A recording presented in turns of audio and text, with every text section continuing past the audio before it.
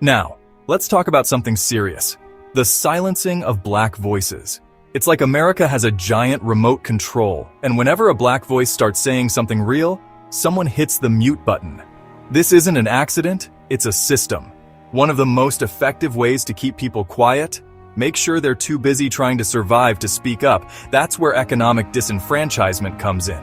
If you're constantly worried about putting food on the table, how much energy do you have left to fight for broader social change? The Ludwig Institute for Shared Economic Prosperity recently dropped some numbers. As of April 2025, the true rate of unemployment for all American workers was 24.3%. For black workers, it was 26.7%. Imagine that. You have a job, maybe even two, but you're still below the poverty line. Since September 2024, about 181,000 black women have dropped out of the labor force entirely. When a huge chunk of your community is pushed to the economic brink, the collective voice gets quieter. It's a strategic weakening, making it that much harder to fight the other battles. If making it hard to earn a living isn't enough, there's always the good old American tradition of messing with the vote. The right to vote is supposed to be the cornerstone of democracy, but for black Americans, this right has been under constant attack. Let's talk about gerrymandering. Politicians redraw electoral maps to break up black communities or pack them into as few districts as possible. The result? Fewer black representatives and a diluted black vote. It's about rigging the game to ensure certain people stay in charge. The black community isn't a monolith. Within the black community, there are black LGBTQIA+ individuals facing compounded discrimination. Their stories can get lost, even within movements fighting for racial justice or LGBTQIA+ rights. Demar L. Roberts from the NAACP talks about how damaging false narratives can be. For black LGBTQIA+ people, when policies are made without them in the room, the impact is devastating. And then there's the media. In February 2025, MSNBC canceled Joy Reid's primetime show, The Reid Out. Joy Reid was one of the few prominent, unapologetically black voices in primetime cable news. This wasn't an isolated incident at MSNBC. It starts to feel like there's a certain discomfort in mainstream media with truly authentic black voices. Let's not forget the role of big business in all of this.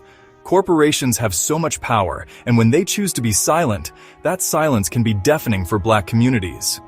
Remember that article about Target Corporation and the black press?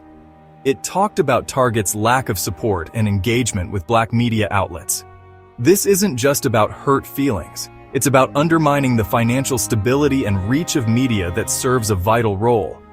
When major companies don't advertise with black-owned media, it reinforces economic marginalization. Often, corporations will make some noise around Black History Month, but when it comes to sustained, real investment, crickets. And you can't talk about silencing today without looking at how deeply it's connected to historical injustices. Just look at the news from May 28, 2025. Harvard University finally reached a settlement to give back some of the earliest known photographs of enslaved people to Tamara Lanier. The past isn't just past, it's still shaping the present. So, with all these forces trying to mute black voices, economic hardship, political games, media indifference, corporate neglect, and the heavy weight of history, you might think the story ends there. But you would be wrong. Because alongside all this suppression, there is an incredible, powerful, and continuous story of resistance. Black communities are not just sitting back and taking it. They are fighting, they are organizing, they are creating. This isn't just a reaction, it's a proactive, deeply rooted tradition of demanding justice and equality. For example, Black Leaders Detroit is currently organizing the Ride for Equity. They started in Tulsa, Oklahoma, and they're riding all the way to Wall Street in New York City. Their goal? To raise awareness and funds for black entrepreneurs. And the fight for political power is just as fierce. People like Demar L. Roberts and organizations like the NAACP are constantly pushing back against voter suppression. The message is clear. Voting isn't just a right. It's the essential tool in our arsenal. The struggle for black voices to be fully heard, truly valued, and genuinely respected is ongoing.